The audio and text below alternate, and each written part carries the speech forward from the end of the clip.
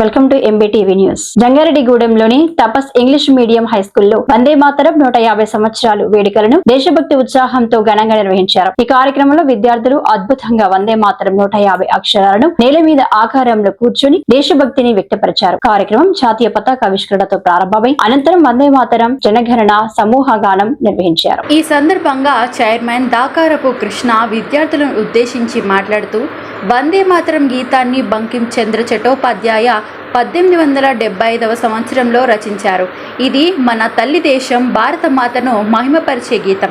వందే మాతరం మన స్వాతంత్ర సమర యోధులలో దేశభక్తిని రగిలించిన జాతీయ గీతం కాగా, జనగణమన మన దేశాన్ని ఐక్యంగా గౌరవప్రదంగా నిలబెట్టే జాతీయ గానం అని వివరించారు.